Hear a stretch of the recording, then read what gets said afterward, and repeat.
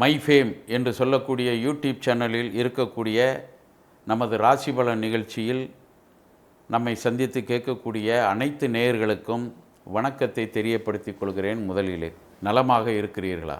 இந்த வாரம் 23/3/2025 என்று சொல்லக்கூடிய நாளிலே ஆரம்பமாகிறது நமது ராசி பலன். ராசி பலன் சொல்வதற்கு முன்னர் உங்களுக்கெல்லாம் தெரியும், இந்த மாதத்திலே பங்குனி மாதத்திலே வரக்கூடிய ஒரு அமாவாசை வருகிறது. அதாவது இப்பொழுது விசுவாவசு வருடம் ஓடிக்கொண்டு இருக்கிறது. அதிலே கடைசி மாதம் என்று சொல்லக்கூடிய பங்குனி மாதம் நடைபெறுகிறது. இந்த பங்குனி மாதத்திலே வரக்கூடிய அமாவாசை, அதாவது இந்த தமிழ் வருஷத்திலே வரக்கூடிய அமாவாசை வருகிறது. மிகவும் முக்கியமான ஒரு அமாவாசை. எனவே முன்னோர்களுக்கு செய்யக்கூடிய காரியங்கள், தர்ப்பணம் செய்யக்கூடியவர்கள் அல்லது சைவமாக இருந்து அவர்களுக்கு ஏதாவது பிரார்த்தனைகள் செய்யக்கூடியவர்கள் எல்லாம் அவரவர்களது பெற்றோர்களுக்கு நிச்சயமாக வழிபாடுகள் செய்து கொள்ள வேண்டும் என்று கேட்டுக்கொண்டு வாருங்கள், இந்த வார ராசி பலன்களை பற்றி நாம் பார்க்கலாம்.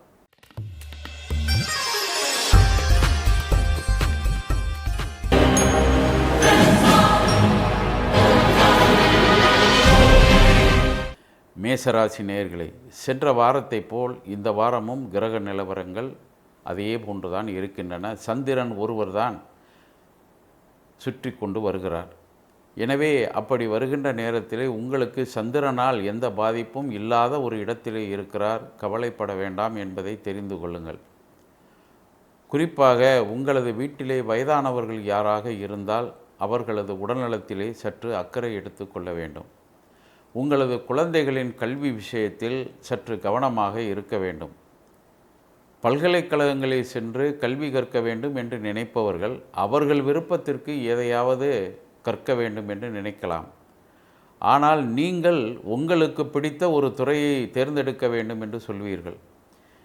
ஆனால் அந்த துறையை அவர்கள் தேர்ந்தெடுப்பது மட்டுமல்ல, அதில் அவர்களுக்கு சரியான பரிச்சயம் இல்லாது போனால் நிச்சயமாக நல்ல மதிப்பெண்கள் கிடைக்க வாய்ப்பில்லை. எனவே குழந்தைகளின் நலனையும் அனுசரித்து நீங்கள் நடந்து கொண்டீர்கள் என்று சொன்னால் நிச்சயமாக குழந்தைகளின் எதிர்காலம் நன்றாக இருக்கும் என்பதை இந்த வாரத்திலே நீங்கள் தெரிந்து கொள்ள வேண்டும். ரிஷபராசி நேயர்களே, திருமண வாய்ப்புகள், திருமணங்கள் நடைபெறக்கூடிய காலங்களாக இருக்கின்றன. ஒரு சிலருக்கு திருமண பேச்சுவார்த்தைகள் நடைபெறலாம். ஒரு சிலருக்கு இந்த வாரத்தில் திருமணங்கள் நடைபெறக்கூடிய வாய்ப்புகளும் காத்திருக்கிறது. அதே நேரத்தில் குரு பகவான் ராசியிலே இருப்பது அவ்வளவு நல்லதல்ல என்று சொல்வார்கள். பொதுவாக சுபக்கிரகங்கள் ராசியில் இருந்தாலும் பெரிய பாதிப்புகள் எதுவும் வராது என்பதையும் நீங்கள் தெரிந்து கொள்ள வேண்டும். ஜாதகங்கள் பலமாக இருக்க வேண்டும். செய்யக்கூடிய திருமண காரியங்களில் நீங்கள் தேர்ந்தெடுக்கக்கூடிய வரன்களும் சரியான ஒரு முறையிலே இருக்க வேண்டும். இதெல்லாம் அனுசரித்து நல்ல நேரத்தில் திருமணம் செய்ய வேண்டும். இதையும் நீங்கள் புரிந்து கொள்ள வேண்டும். நல்ல நாளை தேர்ந்தெடுக்க வேண்டும். தேவையில்லாமல் நமது வசதிக்காக இரவு நேர கல்யாணங்கள் என்றெல்லாம் செய்கிறார்கள். அது அவரவர்கள் விருப்பத்தை பொறுத்தது. ஆனால் பகல் நேரத்திலே கல்யாணம் செய்வதுதான் சிறப்பு என்பதை தெரிந்து கொண்டு நீங்களும் உங்களது பாதைகளை வகுத்து கொள்ளுங்கள் என்பது மிக முக்கியமாக இருக்கிறது. மிதன ராசி நேயர்களே, வெளிநாடுகளுக்கு செல்ல வேண்டுமா? புண்ணிய சேத்திரங்களை தரிசனம் செய்ய வேண்டுமா? அதற்கு நல்ல வாய்ப்பு உங்களுக்கு கூடி வந்து இருக்கிறது. இந்த நேரத்தை நீங்கள் பயன்படுத்தி கொள்ளலாம். ஒரு சிலருக்கு ஏதாவது இரத்த அழுத்த சம்பந்தமான நோய்கள் வரக்கூடிய வாய்ப்புகளும் உண்டு. அவர்களும் உணவு பழக்க வழக்கங்களில் சற்று கவனமாக இருந்து செயல்பட்டால் அதை தவிர்த்து விடலாம் என்பதையும் புரிந்து கொள்ளுங்கள். தேவையில்லாமல் முன்கோபத்திற்கு ஆளாகாமல் இருக்க வேண்டும் என்பதையும் நினைவில் வைத்து கொள்ள வேண்டும். அதே நேரம் உங்களது குழந்தைகள் மூலமாக உங்களுக்கு ஏதாவது நல்ல பெயர் கிடைக்கக்கூடிய வாய்ப்பும் காத்திருக்கிறது. அவர்கள் கல்வி கற்பதாக இருந்தாலும் சரி அல்லது உத்தியோகம் பார்ப்பவர்களாக இருந்தாலும் சரி, அவர்களுக்கு இந்த நல்வாய்ப்புகள் எல்லாம் கூடி வரக்கூடிய ஒரு நிலை காணப்படுகிறது. எனவே குழந்தைகளை நீங்கள் பாராட்டி சீராட்டி வளர்த்து வந்தீர்கள் என்று சொன்னால் அதற்கு உண்டான பலன்களை இந்த வாரத்திலே நீங்கள் அனுபவிக்கப் போகிறீர்கள் என்பதை தெரிந்து கொள்ள வேண்டும். கடகராசி நேயர்களே, ஜான் ஏறினால் முலம் வழுக்குகிறது என்ற ஒரு பழமொழி இருக்கிறது. எனவே சிறிது நாம் முன்னேறி சென்றாலும் அதை தடுத்து நிறுத்துவதற்கோ அல்லது அந்த முன்னேற்றத்தில் ஏதாவது தடைகள் வருவதற்கோ பலருக்கு இந்த மாதிரியான சூழ்நிலைகள் வரலாம். இதுபோன்ற சூழ்நிலை உங்களுக்கு ஏதாவது ஒரு காரியத்தில் நடக்க இருக்கிறது என்று கிரக நிலவரங்கள் சொல்கிறது. ஆனால் ஒவ்வொரு நாளும் காலையில் எழுந்து உங்களது குலதெய்வம், இஷ்ட தெய்வம், உங்களுடைய வீட்டிலே இருக்கக்கூடிய பெரியோர்கள் இவர்களுடைய ஆசீர்வாதங்களை பெற்று எந்த காரியத்தை நீங்கள் செய்தாலும் அந்த காரியத்தின் மூலமாக நிச்சயமாக உங்களுக்கு வெற்றி கிடைக்கும் என்ற உண்மையை இந்த வாரம் நீங்கள் தெரிந்து கொண்டு செயல்பட்டீர்கள் என்று சொன்னால் நீங்கள் தாராளமாக முன்னுக்கு வரக்கூடிய வாய்ப்புகள் அதிகமாக இருக்கிறது என்பதை தெரிந்து கொண்டு உங்களது பாதைகளை மாற்றிக்கொள்ளுங்கள். சிம்மராசி நேயர்களே, அலைச்சல் அதிகமாக இருக்கின்ற காலமாக இருக்கிறது. காரணம் 8ஆம் இடத்திலே ராசிக்கு அதிபதி இருக்கிறார். இதனால் அலைச்சல் அதிகமாக இருக்கலாம். உஷ்ண சம்பந்தமான பிரச்சனைகள் ஏற்படலாம். ஒரு சில குழந்தைகள் இந்த ராசியிலே இருந்தால் அவர்களுக்கு அம்மை போன்ற நோய்கள் கூட வரக்கூடிய வாய்ப்புகள் காத்திருக்கிறது. எனவே குழந்தைகளை அழைத்து கொண்டு பெற்றோர்கள் வெளியிடங்களுக்கு செல்லுகின்ற பொழுதே சற்று கவனமாக இருக்க வேண்டும். நோயாளிகளாக இருப்பவர்களுக்கு அருகில் தங்களது குழந்தைகள் செல்லாமல் பார்த்து கொள்ள வேண்டும் என்ற ஒரு தத்துவத்தை புரிந்து கொண்டு உங்களது குழந்தைகளை நீங்கள் நன்றாக பார்த்து வர வேண்டும். அதே நேரத்தில் ஒரு சிலருக்கு, குறிப்பாக கணவன் மனைவிக்கு இடையே கருத்து வேறுபாடுகள் வந்து போகக்கூடிய வாய்ப்புகளும் காணப்படுகிறது. இந்த ராசியிலே பிறந்தவர்கள் தைரியமானவர்கள், துணிச்சலானவர்கள். இந்த துணிச்சலையும் தைரியத்தையும் பயன்படுத்தி கொண்டு உங்களது வாழ்க்கையை நேர்மையான முறையில் செயல்படுத்தக்கூடிய வாரமாக இருக்கிறது. பிடித்த வாழ்க்கையை வாழ்வதற்கு நீங்கள் கற்றுக்கொள்ளுங்கள். கன்னிராசி நேயர்களே, புத பகவான் நல்ல இடத்தில் இருக்கிறார். பொதுவாக உங்களது ராசிக்கு அதிபதியாக இருக்கக்கூடிய அவர் நீச நிலையை நோக்கி சென்று கொண்டு இருக்கிறார். ராசிக்கு அதிபதி பலம் இழக்க இருக்கிறார் என்பதையும் தெரிந்து கொள்ளுங்கள். இதனால் உங்களுக்கு ஏதாவது தொல்லைகள் வருமா என்று கேட்டால் பயப்பட வேண்டிய தேவையில்லை. குறிப்பாக குரு பகவானின் பார்வை உங்களது ராசிக்கு இருக்கிறது. வரக்கூடிய வருமானங்கள் எப்பொழுதும் போல் வந்து சேரும். உங்களது குழந்தைகள் மூலமாக நல்ல பெயர் கிடைக்கலாம். நீங்கள் கூட வெளிநாட்டுகளுக்கு செல்லலாம். புதிதாக ஏதாவது தொழில் ஆரம்பிக்க வேண்டும் என்று நினைப்பவர்களுக்கு அந்த வாய்ப்புகளும் உருவாகும்.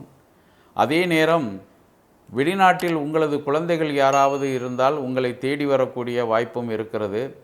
ஒரு சிலருக்கு புதிய தொழில் வாய்ப்புகள் உருவாகலாம், புதிய ஒப்பந்தங்கள் ஏற்படலாம். அரசு துறையில் உத்தியோகம் பார்ப்பவர்களுக்கு ஏதாவது பதவி உயர்வும் கிடைக்கக்கூடிய வாய்ப்பு இருக்கிறது, பயன்படுத்தி கொள்ளுங்கள். துலாம் ராசி நேயர்களே, 9ஆம் இடத்திலே செவ்வாய் பகவான் பாக்கியஸ்தானத்திலே. 9ஆம் இடம் என்பது தகப்பனாருடைய இடமாகும். எனவே தகப்பனாருக்கு ஏதாவது சில நோய் நொடி தொல்லைகள் வரக்கூடிய வாய்ப்புகள் இருக்கிறது. எனவே துலாம் ராசி நேயர்கள் தங்களுடைய தகப்பனாருடைய உடல்நலம் அவ்வப்பொழுது சரியாக இருக்கிறதா என்பதை சீர்தூக்கி பார்த்து கொள்ள வேண்டும். அவர்களுக்கு தேவையான மருத்துவ சிகிச்சைகள் செய்ய வேண்டும் என்பதை தெரிந்து கொள்ள வேண்டும். இது தவிர ரியல் எஸ்டேட் போன்ற துறைகளில் ஈடுபட்டு தொழில் செய்யக்கூடியவர்களுக்கு இந்த வாரம் அற்புதமான வாரமாக அமைந்திருக்கிறது. அதுபோல் பங்கு மார்க்கெட்டில் முதலீடுகள் செய்யக்கூடியவர்களுக்கும் நல்ல வாய்ப்புகள் காத்திருக்கின்றன. எனவே தொழிலில் இருக்கக்கூடியவர்கள் அக்கறை எடுத்துக்கொண்டு செயல்பட வேண்டும் என்ற உண்மையை இந்த வாரம் தெரிந்து கொள்ளலாம். கணவன் மனைவிக்கு இடையே நல்ல உறவுகள் காணப்படுகிறது. குழந்தைகளை அழைத்து கொண்டு வெளியிடங்களுக்கு சென்று வாருங்கள். நிச்சயமாக உங்களுக்கு நல்ல வெற்றிகள் கிடைக்கும். விருச்சிக ராசி நேயர்களே, இந்த ராசியில் உள்ளவர்கள் குடும்பமாக இருந்தாலும் சரி, திருமணமாக இருந்தாலும் சரி, சொத்து சுகங்களில் ஏதாவது பிரச்சனைகள் இருந்தாலும் சரி, அல்லது குடும்பத்தை விட்டு பிரிந்து இருந்தாலும் சரி, இவர்களுக்கெல்லாம் குலதெய்வ வழிபாட்டில் குறைகள் இருக்கக்கூடிய வாய்ப்புகள் உண்டு. பொதுவாக குலதெய்வத்தை மகா சிவராத்திரி என்று வழிபடக்கூடிய ஒரு காலகட்டம் நமக்கு முன்னோர்களால் சொல்லப்பட்டு இருக்கிறது. அப்படி வழிபட முடியாத சூழ்நிலையில் இருந்தவர்கள் இந்த மாதத்திலே, குறிப்பாக பங்குனி மாதத்திலே வரக்கூடிய பௌர்ணமியில், இந்த வாரம் அமாவாசை வருகிறது, அதற்கு அடுத்த 15வது நாள் பௌர்ணமி வருகிறது அல்லவா, அந்த பௌர்ணமியை நீங்கள் இப்பொழுதே தயார் செய்து கொள்ளுங்கள். குலதெய்வ வழிபாட்டிற்கு முன் உரிமை கொடுங்கள். ஒருவேளை குலதெய்வங்கள் தெரியாமல் இருப்பவர்கள் அவர்களது ஜாதகத்தை பார்த்து குலதெய்வம் யார் என்றும் அது பெண் தெய்வமா ஆண் தெய்வமா என்பதையும் கண்டுபிடித்து கொள்ளுங்கள். மிகவும் சிறப்பாக இருக்கும். தனுசு ராசி நேயர்களே, தொழிலில் இருந்த போட்டி பொறாமைகள் சற்று குறையக்கூடிய வாய்ப்புகள் உண்டு. ஒரு சிலருக்கு புதிய வாய்ப்புகள் உருவாகலாம். அரசியலில் இருப்பவர்களுக்கு ஏதாவது நியமன பதவிகள் கிடைக்கலாம். அரசாங்கத்தில் உத்தியோகம் பார்ப்பவர்களுக்கு நல்ல வாய்ப்புகள் உருவாகும். ஒரு சிலர் அரசாங்கத்தின் மூலமாக ஏதாவது தொழில் செய்யக்கூடியவர்களாக இருந்தால் அவர்களுக்கும் நல்ல வாய்ப்புகள் கூடி வரக்கூடிய ஒரு நிலை காத்திருக்கிறது. இருந்தாலும் 7ஆம் இடத்திலே இருக்கக்கூடிய செவ்வாய் பகவானால் அவ்வப்பொழுது உங்களது தொழிலில் இருக்கக்கூடிய பங்குதாரர்கள் மூலமாக ஏதாவது கருத்து வேறுபாடுகள் வரக்கூடிய ஒரு நிலையும் காணப்படுகிறது. எதற்கும் நீங்கள் சற்று நிதானமாக நடந்து கொண்டீர்கள் என்று சொன்னால் அந்த பிரச்சனையிலும் ஒரு நல்ல தீர்வு உங்களுக்கு கிடைக்கும் என்பதையும் தெரிந்து கொள்ளுங்கள். கணவன் மனைவி குழந்தைகளுடன் மாலை நேரங்களில் குறிப்பாக ஆலய வழிபாட்டிற்கு முக்கியத்துவம் கொடுங்கள், சிறப்பாக இருக்கும். மகர ராசி நேயர்களே, சென்ற வாரத்தை போல் இந்த வாரமும் உங்களுக்கு நல்ல வாரமாகத்தான் அமைந்திருக்கிறது. பொதுவாக இந்த மாதத்திலே ஒரு சிலர் தனது முன்னோர்களை வழிபடக்கூடிய குடும்ப பழக்க வழக்கங்களை கொண்டிருப்பார்கள். அவர்களுக்கும் இந்த வாரத்திலே ஒரு வழிபாட்டு முறையில் நல்ல நிலை காணப்படுகிறது. கணவன் மனைவி ஒற்றுமை சிறப்பாக இருக்கிறது. வயதானவர்களுக்கு தங்களது குழந்தைகள் மூலமாக ஏதாவது பொருளாதார உதவிகள் கிடைக்கக்கூடிய வாய்ப்புகளும் காணப்படுகிறது.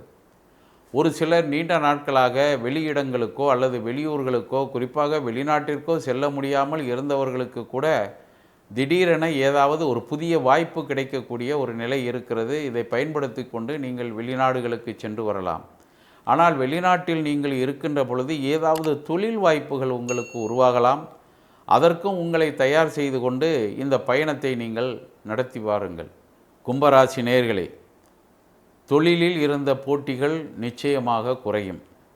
அதே நேரத்தில் தேவையில்லாத மனக்குழப்பம் ஒன்று உங்களது மனதிலே இருக்கும். உத்தியோகம் பார்ப்பவர்களுக்கு வேலைகள் அதிகமாக இருக்கலாம். ஆனால் அதிகமாக வேலை இருக்கின்ற காரணத்தால் ஓய்வு குறைவாக இருக்கலாம். ஓய்வு குறைவாக இருக்கின்ற காரணத்தால் உடல்நலத்தில் ஏதாவது குறைகள் வரலாம். அப்படி வருகின்ற பொழுது அதற்கு மருத்துவ சிகிச்சைகள் செய்து கொள்ள வேண்டும். வெளிநாடுகளில் குறிப்பாக தொலைதூரத்தில் அல்லது வெளியூர்களில் உங்களது பெற்றோர்கள் இருப்பார்கள். அவர்களை விட்டுவிட்டு உத்தியோக நிமித்தமாக நீங்கள் வேறு ஒரு இடத்தில் இருப்பீர்கள். ஆனால் வார இறுதியில் உங்களது பெற்றோர்களை போய் பார்த்து வருவதற்கு ஒரு நேரத்தை நீங்கள் வகுத்து கொள்ளுங்கள்.